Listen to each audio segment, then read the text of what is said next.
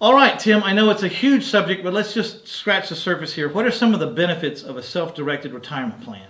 It is a huge subject. The first one is self-directed.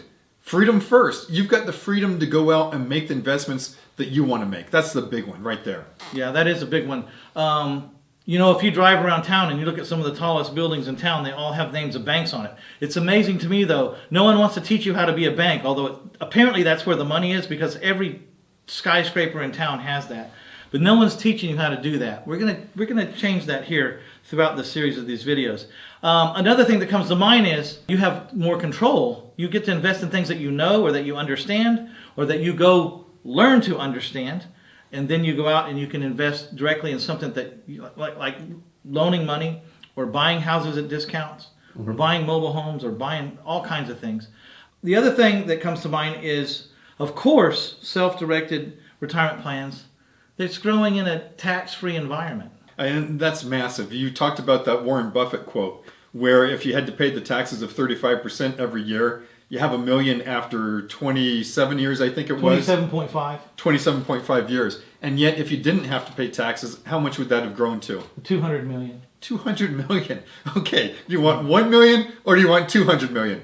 I know where I'm at on that one. So that's a no-brainer. The tax deferral, the tax-free growth is just astounding, and yet few people pay attention to it for some strange reason. Who was it? Einstein that said that compounded interest is the eighth wonder of the world. And in a way, that's what we're getting, is a compounding effect by not having to pay tax. Yep. And you keep rolling it, investing it, and it's amazing how fast it can grow.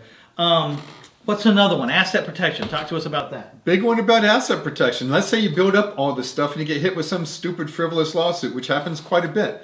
Now they start taking away the assets that you own personally. Typically, the assets inside retirement plans are going to be protected. IRAs, you're protected up to $1 million. That's not too bad. But 401k is unlimited. So not only are you building up this money where it's protected from taxes, but it's also protected from bad people trying to take your assets away. That's powerful. One of the number one rules in the get wealthy game is, the first rule is you got to make some money. The second rule is, how do you keep it? Because when you have money, everybody wants a piece of it. Yep. And sometimes they want a lot more than just a little piece, right? So then I think the last thing that comes to my mind here is fees. Now, I know that the fees are all over the board because I've looked at all these different self-directed custodian plans and all this.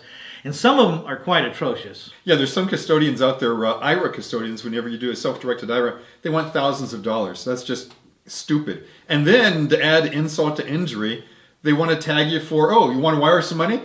You owe us money there. Oh, you want us to approve an investment for your IRA? Oh, we want some money there. So with these self-directed accounts, with the Freedom First accounts, you don't have to run it by a custodian. You don't have to pay them for the wire. You're in charge. You do all that, and chances are you're not going to charge yourself money. The fees are ridiculous compared to anyone else's plan. That's one of the reasons I went with it, because when I show people what I'm paying for the plan and then they tell me what they're paying, they're embarrassed, absolutely stunned in some of them, in most cases.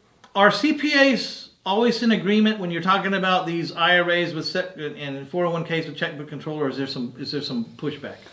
Where do I begin with that one? Yeah, but here's the thing. There's a lot of CPAs who are bright people and they have an open mind. It's the old phrase about the parachutes. And they have their open mind, and so it works pretty good.